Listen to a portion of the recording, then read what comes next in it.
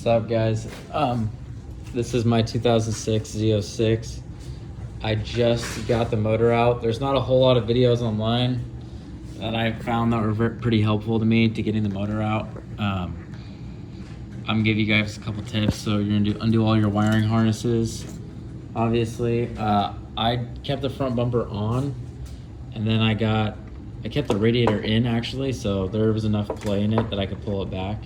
So what you gotta do is you gotta remove your AC line. This bolt doesn't even come out, so it just kind of stays in there. This is a hard line right here anyways. And then right here, this one has, you just put, I think it's a 7mm wrench.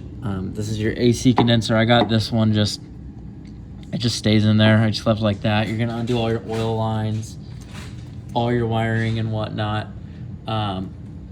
This was a pain in the ass to get off, but I left this in here because it's got a hard line to it as well. So I just kind of put it to the side before I pulled it. Another thing that was easier for me was I took the actual motor mounts off, so that way you don't have to pull it up and off these studs right here. You can see that. Here's my finger for reference. That made it a lot easier.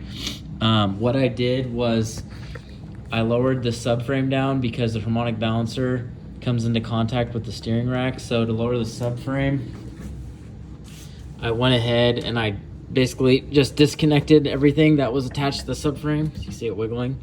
And then I backed the bolts down. Oh, there we go. Like that. Like that. You see that? So I just backed it down, kept a couple threads on there, and it was enough for me to clear it. Let's see here. You don't have to remove, I don't know what that is, throwout bearing, I don't know.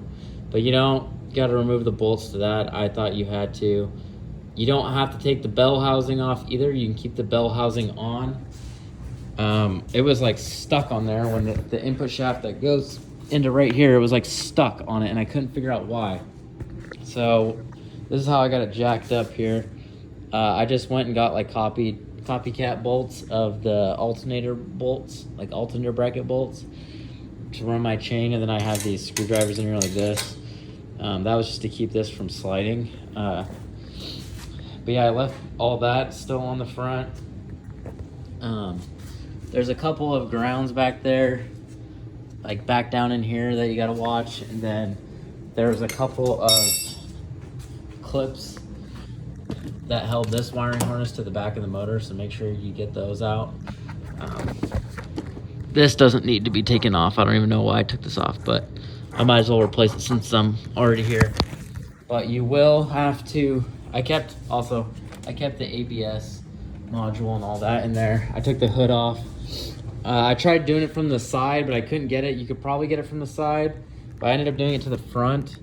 And then I just put like a little rag right here. I didn't take the bumper off. This is just a Harbor Freight engine hoist from the side. And then let me go underneath here, show you guys what's going on here. I ended up taking the torque tube cover off, and I did the 5 torque tube bolts. How I got the top bolt to the torque tube up here was I lowered the subframe down, and then I let the engine lower down with it, and I took it off the motor mounts and shit. Just make sure you don't pinch any of these hard lines that were on here. And I was actually able to get the top bolt, even though it was a pain, but I was able to get the bolts. There's 5 bolts in there. I think they're 13mm.